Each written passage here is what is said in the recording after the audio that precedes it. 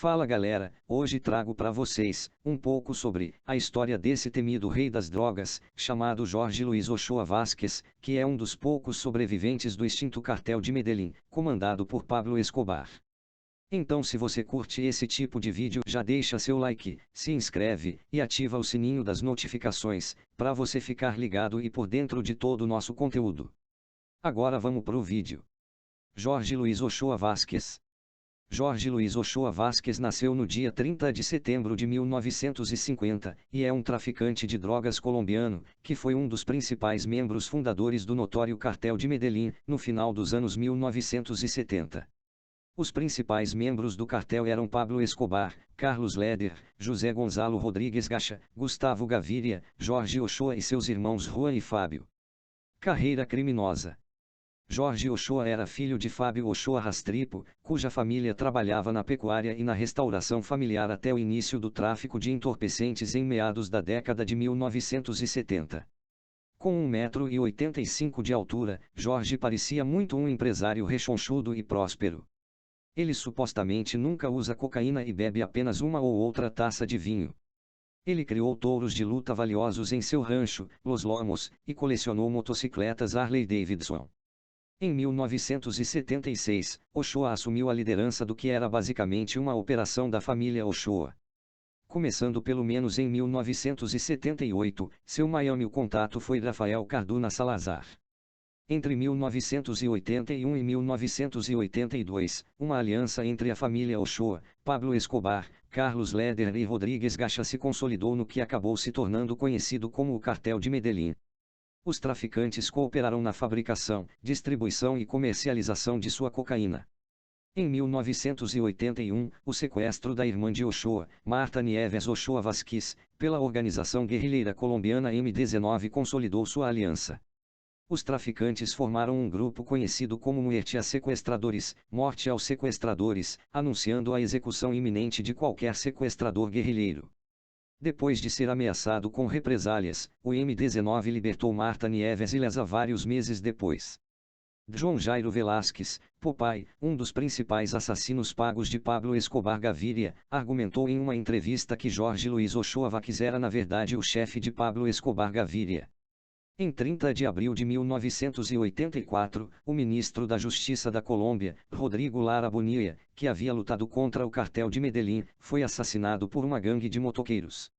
O presidente Belisário Bettencourt, que anteriormente se opôs à extradição de narcotraficantes para os Estados Unidos, anuncia: extraditaremos colombianos.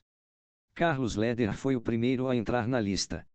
A repressão forçou Jorge Ochoa, Escobar e Rodrigues Gacha a fugir para o Panamá por vários meses. Enquanto no Panamá, Ochoa e Pablo Escobar se encontraram com o ex-presidente colombiano Alfonso López Michelsen e ofereceram sua fortuna para evitar a extradição.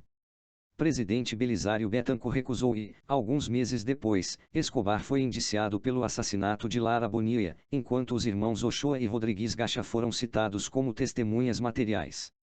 Em 17 de julho de 1984, o The Washington Times publicou uma matéria que detalhava a infiltração bem-sucedida do informante da DEA BRSU nas operações do cartel de Medellín no Panamá. A história vazou por Oliver North para mostrar o envolvimento dos sandinistas nicaragüenses no comércio ilegal de drogas.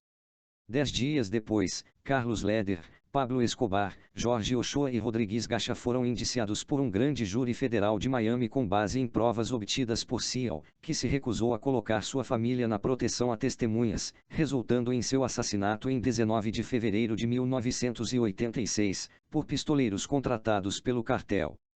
Em 15 de novembro de 1984, Jorge Ochoa foi preso pela polícia espanhola em Madrid, sob um mandado dos Estados Unidos, e tanto os Estados Unidos quanto a Colômbia solicitaram sua extradição. Logo depois, o cartel de Medellín ameaçou publicamente assassinar 10 juízes colombianos para cada extradição colombiana. Ochoa foi responsável pela coordenação das operações nos Estados Unidos e na Europa Ocidental em nome do cartel de Medellín. Ele alegou que despachou uma média de 6 toneladas métricas de cocaína por mês durante o início dos anos 1980, até sua prisão em 1984. Ochoa também havia investido em grandes propriedades em Repelón, Departamento Atlântico, e Acandi em Urubá, Departamento Chocó, de onde as drogas eram enviadas para os Estados Unidos. Ele também era coproprietário do Banco Ganadeiro, onde era representado no conselho de administração por Federico Molina. Molina também foi seu substituto no conselho da FEDEGAN, da Federação de Pecuária de Antioquia e da empresa estatal Vecol.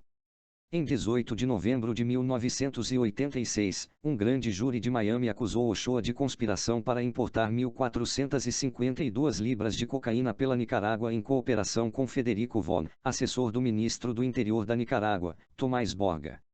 Em 14 de julho de 1986, um tribunal espanhol decidiu extraditar Ochoa para ser julgado na Colômbia.